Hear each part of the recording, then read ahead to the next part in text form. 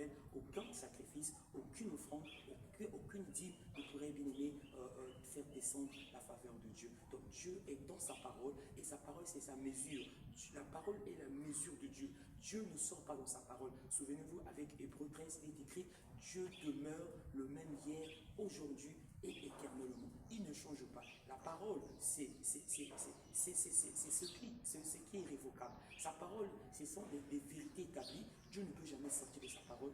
Il est dans sa parole. Il avait libéré, le jour que vous en mangerez, vous, certainement, vous mourrez. Donc, il voulait attester l'obéissance de l'homme. Alors, pourquoi ce test? Alléluia. Parce que Dieu, en créant l'homme, il avait créé l'homme à son image et à sa ressemblance. Il avait un plan et un but, sinon des plans ou des buts. Alors, on va nous revoir, bien aimé, premièrement, pourquoi Dieu avait créé l'homme à l'image et à sa ressemblance et pourquoi il l'avait placé en Éden. Alors ici, on va voir ici, quand nous avons lu ici, dans Genèse 2, on dit l'Éternel Dieu plaça l'homme et le plaça dans le jardin. Regardez, Genèse 2, verset 15, on dit l'Éternel Dieu prit l'homme et le plaça dans le jardin d'Éden pour cultiver et pour le garder.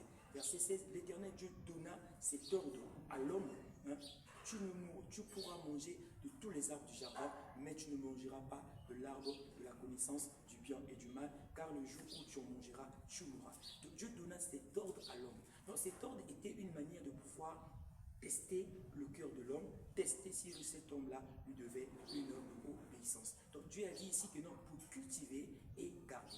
Le verbe ici, c'est deux verbes conjugués. C'est le verbe d'abord cultiver, alléluia, et le verbe garder. Alors pourquoi Dieu demande à l'homme de cultiver?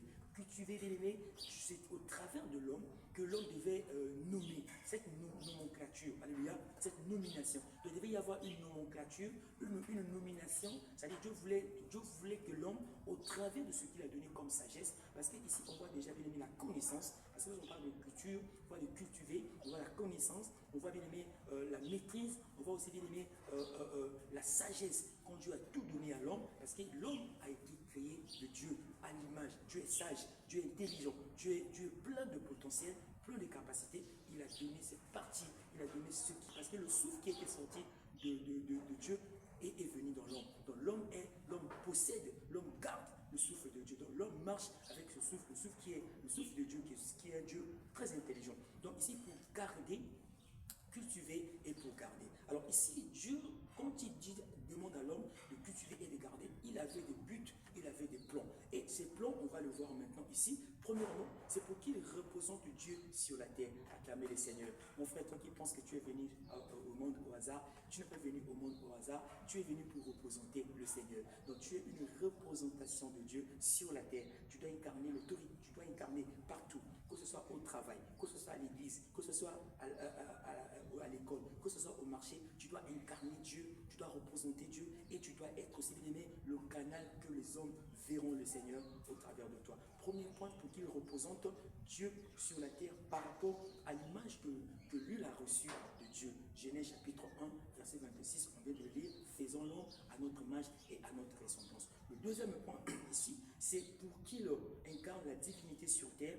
Voilà pourquoi Dieu parle de sa ressemblance. Donc le deuxième but de Dieu en demandant à l'homme de cultiver, c'est pour que l'homme incarne la divinité de Dieu sur la terre. Parce que la Bible déclare la volonté de Dieu doit être parfaite sur la terre comme elle est au ciel. Donc ici, au ciel, la volonté de Dieu devait être aussi parfaite. Au ciel, la volonté de Dieu est parfaite et sur la terre aussi, la volonté de Dieu devait être parfaite. Donc Dieu, en créant l'homme, ici, pendant que Dieu a créé l'homme, Dieu voulait que cette volonté qui était parfaite dans le ciel soit aussi parfaite sur la terre. Et tout ce que Dieu a devait revenir à l'homme. Donc ici, la terre était devenue, le jardin était devenu le patrimoine de l'homme. Acclamez très fort le Seigneur. C'était un héritage que Dieu avait donné à l'homme. Donc c'est pour qu'il incarne la divinité sur terre. Voilà pourquoi Dieu parle de la ressemblance.